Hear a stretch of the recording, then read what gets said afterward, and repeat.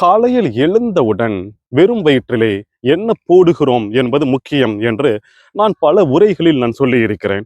என்ன நீ உன் வயிற்றில் போடுகிறாயோ வெறும் வயிற்றில் முதலாவதாக அதுதான் உன்னுடைய அந்த நாளாக ஆகிறது என்று ஏற்கனவே நான் சொல்லி இருக்கிறேன். எழுந்தவுடன் ஒரு ஸ்பூன் சீரகத்தை போட்டு முதல் அதை நீங்க சாப்பிட்டீங்க அப்படின்னு சொன்னா அந்த சீரகம் என்ன பண்ணுது அப்படிங்கறத நீங்க பாருங்க.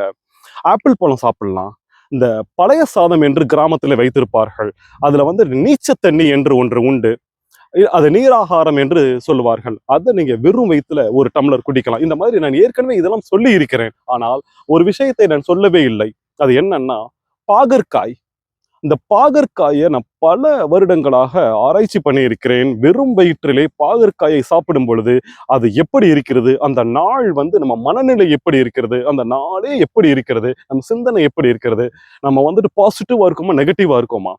பாகற்காயை நீங்க காலையில அதை எப்படி வேணாலும் நீங்க பண்ணிக்கிறலாம். ஆனால் ஒரு விஷயம் நான் சொல்கிறேன், அந்த பாகற்காயில இருக்கிற கசப்பை எடுத்துடுறது, அவிச்சிட்டு இருத்துட்டு இல்லாட்டினா புளிய கரைச்சி ஊத்தி என்ன பண்ணியும் அந்த கசப்பை எடுக்கவே கூடாது. அந்த கசப்பு உச்சபட்சமாக அப்படியே இருக்க வேண்டும்.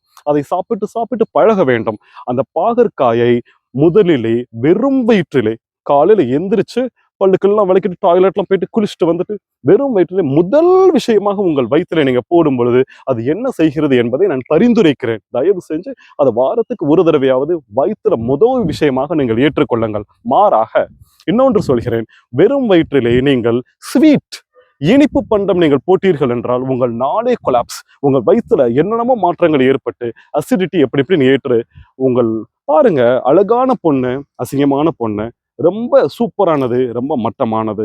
பாகற்காய் என்றவுடன் ஒதுக்குகிறோம், இனிப்பு என்றவுடன் காதலிக்கிறோம். ஆனால் இனிப்பு என்ன செய்கிறது, பாகற்காய் என்ன செய்கிறது என்பதை ஆராய்ச்சி பண்ணி பார்க்கும்போது ரொம்ப சுலபமா புரிகிறது.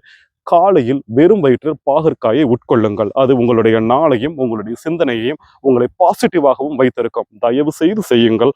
நன்றி.